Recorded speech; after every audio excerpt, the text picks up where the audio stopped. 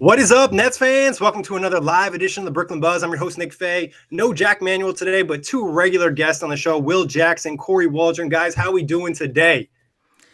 We're buzzing, right? Is that how this goes? We're all buzzing. We all got our Brooklyn Nets apparel on, and the Brooklyn Nets strike first in the 2019 free agency. Well, you get what I'm saying, off season.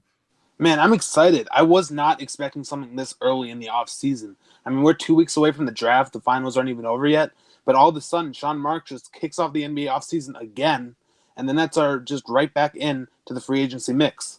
It's a splashy move, too. And, obviously, it's kind of frowned upon to make moves during NBA Finals weeks, but Sean Marks doesn't really care. But before we dive into the Allen Crabbe and Crabbe-Prince trade, quick reminder, check us out, iTunes, Blog Talk Radio, OTGBasketball.com, NetsRepublic.com, Dash Radio, YouTube, and then also design trees for some Brooklyn Buzz tees, also some Nets tees that Will has on, Flatbush and Atlantic supporter of the show. In Marks we trust. In Marks we do trust. A big move today. In the details of the deal, Brooklyn receives Crabbe-Prince, $3.4 million, expiring restricted free agent. 2021 second rounder. Atlanta receives Allen Crabbe, $18.5 million expiring contract. 2019 Nets first round pick, 17th overall. A 2020 first round pick, protected 1 through 14. What was your initial reaction to seeing the trade news?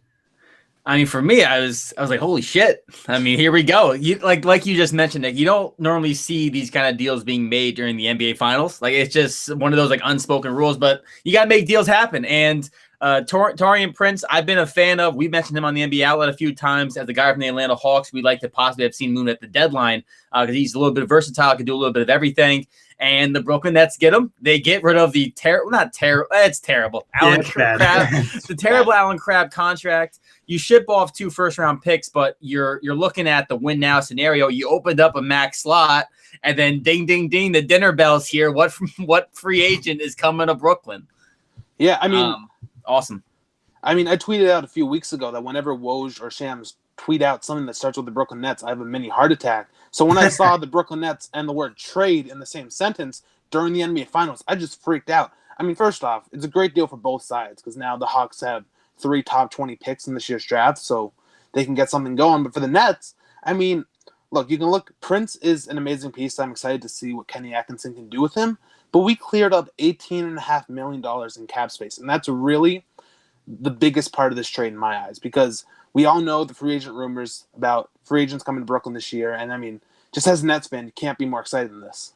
Yeah, I was super hyped. Obviously, like Will mentioned, you see Woj tweeting about the Nets. You're like, what is Sean Marks up to? Then obviously getting rid of Crabbe was a priority. Regardless if that means KD or Kyrie, the Nets wanted to open up more cap space. Allen Crabbe, when he was healthy, he's been solid for the Nets. The problem is he's pretty much missed half the time he's been in a Nets uniform. And then getting a player back, this in my opinion was almost a best case scenario because I expected a trade maybe to Cleveland, getting J.R. Smith, maybe waive him because of his partially guaranteed contract, or just getting nothing back. Obviously, the Nets gave up 2 first-round picks, but this draft class is pretty bad. And I feel confident to say that Prince is going to be better than whoever they would have gotten at 17 or future long-term, probably better than 17. And shout out to the OTG draft team. Confirmed it with them just so I didn't look stupid on the show. But, overall, I'm really excited. And just another big move, and it could lead to a lot of things. And we'll kind of talk about what it could lead to. But let's talk about what Crabbe-Prince brings to the Nets. It's not like he's a bad player. He's a solid player, starting-level player in the NBA, and has some potential to improve. Yeah, I mean, I think Prince was a solid guy in his time in Atlanta, kind of like a DeMarre Carroll in a sense of he can shoot threes, he can play. He's a pretty good perimeter defender. I say above average, decent rebounder. Obviously, playmaking. I'm not going to say he's a good playmaker. I'm not totally sure on that, but I know he's had some very nice games, and he's not necessarily the answer at the small forward position or at the small ball 4, but he's a guy you can either move again if you wanted to in the future, or he can be a guy who kind of fits the timeline of the Brooklyn Nets in age. Yeah, I mean, he's only 24. He's going to be 25 at the start of next season. And kind of the big thing that I was talking about with a lot of people on Twitter today after the trade is that, like Corey said, he's kind of like a mini DeMarre Carroll. I mean, not in height, but just in age. He's 25. DeMarre's in his 30s. I mean, Prince can shoot the 3. I mean, he's a good defender. I'm just excited to see what Kenny has in store for him. Like Corey said, he could play the small ball 4. He could play the 3. He's not going to start just with the guards that the Nets have and the forwards that the Nets have right now. But I'm just excited to see what the Nets can do with him. Yeah, I actually wouldn't be surprised if he started. I don't mind him as your fourth or fifth starter. Solid 3-point shooter, shot close to 40% last year, ability to kind of slash to the rim, can play good defense. Last year wasn't his best defensive year. Year one and year two, he kind of flashed a little bit more in that area. So hopefully he can continue to improve in a lesser role offensively. And obviously the team in Atlanta wasn't amazing. This year they had Trae Youngs and John Collins, but Prince was injured most of this season as well. So maybe a little bit more gravity if the Nets were to attract a star, allow him to be a little bit better. And then, also just a couple other things. He is a good complementary player. He is a restricted free agent, so the Nets control his future if they do want to retain him. I think that's important, especially if they sign some big free agents and go over the cap. This will allow them to retain him even if they were to be over the cap. And then also, just a quick shout out, he is good friends with Kevin Durant. Well, so is Karis LeVert. Yeah, so we got two of KD's buddies and possibly three if Kyrie were to sign. So just throwing that out there. And then also, there is a connection to Kenny because he was playing under Coach Bud, who is obviously Kenny's part of his coaching tree. So something to keep in mind as well. He also played a little time with the Nets G League team when Atlanta didn't have a G League team. So the Nets got a firsthand look at him and kind of know what to expect with his game. So like I said, I think it's really good that you're able to pick up a solid player while dropping a bad contract. Now, let's talk about what this means for the Nets as a team and what this means for the offseason. The big reason for this trade, but I don't want to undersell Taurean Prince either. Yeah, I mean, obviously, you get a nice piece in Prince. The restricted free agency is always the plus. Anytime you can retain somebody who's young, especially for your franchise when you want to go big game hunting is ideal. So that part is fine. As you mentioned, Prince, I think he's going to be solid, whatever role he ends up having. But realistically, this was the trade that just opened the floodgates because now it is possible for them to get two max players or a max player and then give D'Lo the max to retain D'Angelo Russell. So now you have options, right? Do you want to do D'Lo Kyrie if you can get that? Do you want to do Kyrie KD? Maybe you even work something where I could even take a sign and trade possibly for D'Lo that would in turn get Anthony Davis maybe and the Kyrie signing. There's just a lot of possibilities now for the Brooklyn Nets. And obviously we knew that there was interest for Kyrie to the Nets beforehand. And now to me, this was a move saying, Kyrie, we're going to do what we can to open up a spot for you and to maybe even bring your friend Kevin Durant, who we know you want to play with. But again, I'm not sure, you guys would know better than me. I'm not sure if this is the end of D'Lo or if this still means there's a chance that there's a D'Lo Kyrie pairing. I personally don't think you want to have D'Lo and Kyrie on the same roster. But you guys obviously can dive into that more. I mean, D'Lo and Kyrie, that's been the whole debate the last month since the Nets have been eliminated from the playoffs. I mean, like Corey said, the Nets now have room for two max spots, one with D'Lo or two without him. So, I mean, just the big thing for the Nets, especially with what Woj said in the article that he put out today, is that Brooklyn and Kyrie have strong mutual interest for playing with each other. So, I mean, it's going to be interesting to see, does Sean Marks think that Kenny Atkinson can make Kyrie Irving and D'Angelo Russell work? I mean, obviously, nobody knows the answer to that right now, and I don't think another guard is the answer to the Nets' problems right now because they already have Karis LeVert, Spencer Dinwiddie. To add D'Angelo Russell and Kyrie Irving to that would just be almost too much, in my opinion. So, I mean, it's going to be interesting to see what the Nets do if they do bring in Kyrie Irving and bring back D'Angelo Russell in terms of just floor spacing.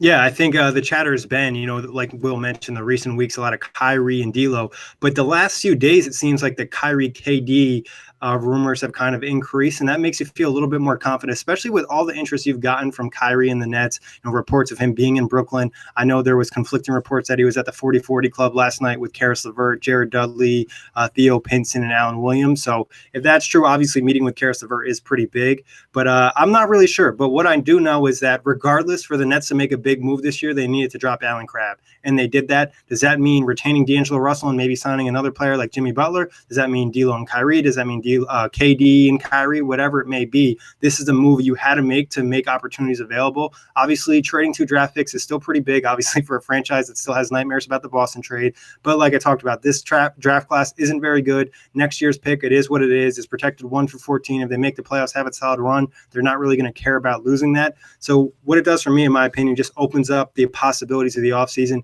And now you just don't have to worry about getting rid of Allen Crabbe.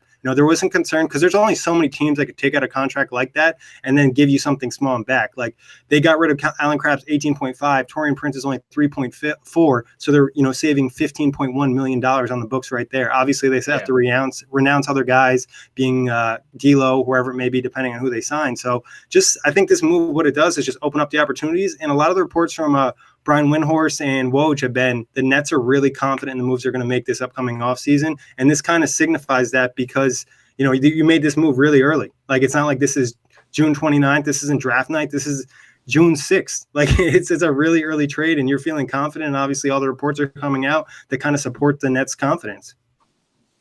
Yeah, I mean, I think you have to feel good if you're the Brooklyn Nets right now, especially with how last season turned out with you guys making the playoffs, having that tough first-round matchup against the Sixers and being competitive in that series, and you kind of had that feeling they were a star away. Now, my only question to you guys is, I saw this tweet this brought up a lot on Twitter recently. Is there a fear of Kyrie messing up the chemistry if he is the guy coming into Brooklyn? Because I saw some guys mention like D'Lo was a big part of this culture shift in Brooklyn. Does losing D'Lo affect that culture, or is it more so you just got to get the big names when you can have the big names? I think it's a mix of both. I mean, obviously wherever Kyrie has been, there's been drama in the locker room, so you can't just ignore that. But on the other side, D'Angelo Russell, Karis LeVert, these are the guys who have been, the cornerstone of the turnaround of this organization, and just letting a guy like D'Angelo Russell go for nothing kind of just says, do they really care about what D'Angelo Russell brought to this organization, or do they just care about bringing in the big stars? So, I mean, it's going to be interesting to see how the Nets can balance that out kind of in this offseason. Yeah, I think the Nets feel confident in their culture. I think they'll have other guys on the roster. It's not like they're doing the Anthony Davis trade. I think this kind of takes that away from a little bit. I think it's still a possibility, but a lot less likely now. So they'd still have Dinwiddie. They still have LeVert. They still have Joe Harris, Jared Allen. Jared Dudley's probably staying. And I think the Nets believe in the culture they set, not only with the players, but the organization as a whole, from the ball boy to Sean Marks to Kenny Atkinson. I think they believe they can get the best out of guys, and the culture's kind of there to stay. Just like the Spurs, there's been a lot of comparisons with that. And I think Kyrie, a big reason for his, quote unquote team wanting him to come to Brooklyn is because they think it'll help his career and get the best out of Kyrie. So yeah, losing D'Angelo Russell will hurt in terms of culture, but I think the Nets feel confident if they bring in Kyrie, KD, whoever it may be, their culture is there to stand. And their culture is really around the players, and the players getting the best treatment, taking care of them with the performance team, limiting their minutes, making sure they're good for the playoffs, taking care of their family. So a lot of their culture is making the players want to come here. So yeah, it would suck, and they would hope D'Angelo the best, but if you're getting 2 top 5 players at the position, maybe top 2, top 3, whatever you want to say in terms of Kyrie and KD, I think D'Angelo Russell understands that. Like, you can't be blind to what's happening in the NBA, and I'm not sure if D'Angelo Russell will ever be as good as Kyrie Irving. Yeah, I think that's a fair point. So I think obviously there is some concern with it, but to see what happens. Also, a couple of quick comments in the chat. We got Zach Murphy, who's been on the show. Zach, another Australian who sports the Nets. He brought up a great point. The fact is we have some of the Atlanta staff in the front office now, assistant GM. That does help the influence in knowing what Prince brings to the team. John Reyes says, keep D'Lo. We don't need Kyrie. Let him go to the Knicks. And I mean, I understand why people would say that, but if it means that you're getting Kevin Durant, you don't not do it. And then also, even if you were to retain, I think D'Lo and bring in Kyrie, there's a possibility of trading D'Angelo Russell or trading somebody else down the line. I think you just get talent and then you worry about it afterwards. Yeah, I mean, that's a fair point. I mean, I think D'Angelo Russell to the Knicks would be one of the worst case scenarios for the Nets just because he is D'Angelo Russell. And he took this team to the playoffs for the first time in a while. But no, Nick, you're absolutely right. When you have the opportunity to get talent, you get that talent, and the Nets are in a prime position with the Clippers, the Knicks, and the Lakers to be one of the 4 biggest teams this free agency. And just to hear, as a Nets fan, to hear the name in that pool is just so exciting. So, I mean, I agree with you that when we have the opportunity to get those players, we need to get those players in. I mean, I think also, the fact that you mentioned those 4 teams, and 2 of those teams have ownerships and cultures that you can really question in the Lakers and the Knicks, and the Nets and the Clippers have kind of flipped the script on their cross-town counterparts. So I think that's a benefit for the Nets. I actually I'm just feeling this now. Is it like you guys think a D'Lo sign-in trade for Anthony Davis? Like, what would a package like that look like? Just hypothetically thinking, because I think the Pelicans would have interest in pairing D'Lo and Zion long term. Sorry to cut you off, Will. I've talked to some Pelican fans about the idea. And I think the tricky part about a sign and trade, especially with a young player, I think the Nets would need to know, like, all right, we're getting Kyrie, so we were to lose D'Angelo or he wouldn't want to come back in this situation, we'll feel okay. But I would say D'Angelo Russell, Rodions Kurucs, Jared Allen, probably another first-round pick. Maybe you have to send Spencer Dinwiddie to Phoenix and get that 6th pick and then throw that in the trade because obviously we're talking to Anthony Davis and there's a lot of big components out there. So I think there is a possibility, and then maybe – I mean, there is a scenario. This is a crazy scenario, but it's not outlandish. And I think you technically could make it work with a cap where you could get Kyrie, KD, and AD and still have Karis LeVert and Taurean Prince on the roster. I know it's obviously like a dream scenario, but it is possible financially. Right. And I think realistically, the Nets are trying to get that dream scenario, right? Yes. I think their dream scenarios right now, sorry to cut you off again, Will, is Kyrie and AD or Kyrie and KD. Yeah, I mean, the thing about trading for Anthony Davis is that it's going to take so many players off your roster just to get that one player. And, the big thing about the Nets this season was depth. And obviously, Anthony Davis is a perennial MVP candidate, like I said, in the Nets trade targets. But, I mean, to give up that many pieces, I just don't know how realistic it is for the Nets to be able to make that happen with the sign and trade and with letting all these other pieces go. Because, yes, you're left with Kyrie Irving, Kevin Durant, Karis LeVert, and Anthony Davis, but then you just got rid of basically your entire bench, your entire depth, and I mean that does hurt a team, that does hurt a culture just a little bit. You're the East Warriors, though, essentially. Like you have 3 top 15 players in the league and one potential all-star in LeVert and then Taurean Prince. Obviously, this is a dream scenario, so I'm not even going to talk about it anymore because I don't want to get excited. Oh, fine. But hey, Corey, you got throwing what you got. I was just going to say, I mean, this is my only 2 cents on that hypothetical is, yeah, the depth, it hurts a little bit. But then this is when you get guys like Iggy and Sean Livingston, the guys who are on the back end of their career who want to win a ring and they'll sacrifice some money to come play for you. And, New York isn't the worst place to go sacrifice the end of your career to try and win some chips. 100%. Jared Dudley's loved it. Yeah, I mean, we'll see what happens. I mean, I don't think that the Nets are going to be in a position to get those 3 players on the team this year. But if it does happen, I'm sure the Nets will be the East Warriors. Yeah, and I mean, I've even seen people already mentioning, if they get Kyrie and KD, maybe mid-level exception for a guy like DeAndre Jordan as like a backup center or starting center, depending what you do with Jared Allen. So if you bring 2 stars like that, and then I think the fact is if you have potential all-star like Karis LeVert on the roster, and then Taurean Prince, who we mentioned before, is a really good complementary player, and you still have Jared Allen, who if you're not getting AD, Jared Allen still has plenty of growth in playing with 2 guys that are just going to create a ton of gravity on the floor. It's really huge. And I think, as much as people try to point out the negatives, there's just a huge benefit for everybody on the roster, the Nets organization, and just Sean Marks turning around this franchise so fast. No one would have anticipated this when he took the job. They would have maybe expected a turnaround, but nothing like this with the possibility from going from a terrible team, worse in the league, to now being possibly going to next year one of the top teams in the league. Obviously, It's all rumors and speculation, but it's a possibility. Yeah, I mean, you mentioned that nobody was expecting to turn around this quickly. Nobody was expecting any of these moves to happen so quickly. I mean, Sean Marks, when he got into office, he made things happen, and that's kind of what he's been doing with his time in Brooklyn. So, I mean, just to see moves happen so often, and I mean, like I mentioned before, the Nets kicked off the offseason again. I think it's the last 3 seasons now with D'Angelo Russell, Dwight Howard, and now Taurean Prince. Sean Marks is aggressive in the offseason, and I think that's going to continue not only throughout this summer, but throughout summers to come. 100%. Now, guys, before we get out of here, let's hear percentages. What is the percentage chance Kyrie Irving lands with the Nets this offseason? June 30th, July 1st, are we seeing Kyrie signs a 4-year max deal with the Nets? What percentage you got? Corey? Wait, do I give you a date too, or no. I got Jesus. I mean, I gotta be honest. I think all of these marquee free agents, I think they go in the first 4 days. I don't know if that's a hot take. I feel like this all gets settled though relatively quickly. Now with that, because you got to build a championship team, right? Now with that said, I think I would give Kyrie at this point in time. He's a guy who changes his mind a lot, so I'll say 65% chance right now that Kyrie ends up in Brooklyn. I'm usually not very optimistic when Nick gives me these percentage scenarios, but something about this, I'm going to regret saying this. So I'm going to go 85%. Wow. I mean, that's optimistic. Will, you definitely are never that high. I'll go in between. I'll go with 70 or 75. I think there's still a slight chance he could re-sign with Boston. I don't think it's likely. No. There's also a chance he could end up with the Knicks. or a chance he can end up with the Lakers, but it looks like the Nets are the most likely place he lands. Now, what about Kevin Durant? Obviously, there was less speculation, but now the last couple of days, Nets looking more confident. Stephen A said yesterday, I think on First Take, that NBA executives are kind of toying with him, saying that KD will probably end up in Brooklyn. What are you putting the KD percentage at? Corey? Oh, I'm first. Sorry. I'm used to the old format.